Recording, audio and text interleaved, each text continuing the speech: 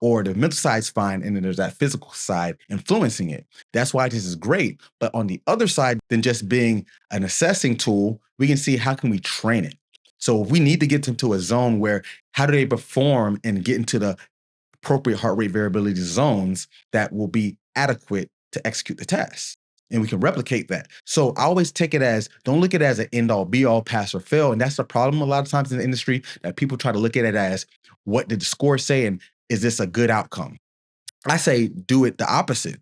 Look at the outcome and say what led up to this and what variables could be manipulated to make it better. For example, we did it with about 50 law enforcement officers, ranging from SWAT to everyday officers to command staff. And we looked at, could a Stroop cognitive task, when the color is incongruent with the word, play a role or have a predictor into HRV performance. And what we found was that the average peak HRV, which means how high were these people getting in their calmest and most in the zone states, and what could Stroop tell us? And we saw a slight correlation, that we saw that the higher Stroop scores predicted the higher average peak coherence. So what this slightly tells us is, if a person can handle the cognitive load, they can probably mitigate their thoughts more efficiently, because when you think about stress management and mindfulness all as one, it's usually coming from the person who's more in control of how they think. And how do you think? It requires cognitive processing, which is a frontal lobe executive functioning. So how you use working memory to take in and then manipulate information, which is cues. So when we talk about like mindset tips and mental skills, it's not just saying we're doing box breathing or just doing refocus cues or something like that. You have to be able to put it into action when you are trying to think in real time, and whatever performance, whether it be sport, business, law enforcement, military, you have to take that in real time and alter it to perform better. So that's what we're really looking at, right? So take it away from the pass or fail. And I think if people look at it that way, they'll be more able to see what are we really trying to track. Because if we get caught up simply into what does this show us in black and white, you're going to miss all that gray area of how do we now influence this? Because isn't that what mental skills is all about?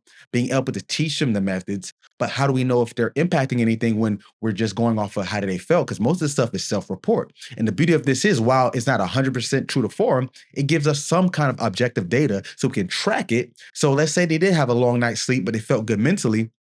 They report that subjectively, but then they do it a week later or 2 days later and they feel the same, but they perform better. We can assume what happened this time and ask them.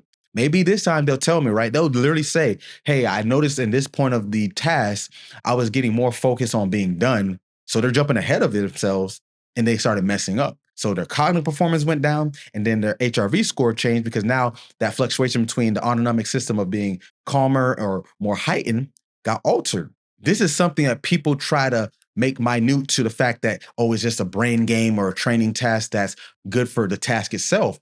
But that's why, so you got to step out and notice how are they adapting, because the more consistent they can be and seeing how their body and brain are communicating with each other, going back to that traffic analogy, the more or less are likely you're going to be getting into a car accident. And it's the same thing in performance. So less likely to crash out in what you're doing in your performance when you're able to be a better, more efficient driver and adapt to all the lane changes, adapt to the traffic flow. So this was just a general overview of HRV, since, like I said, it's a very popular term being used.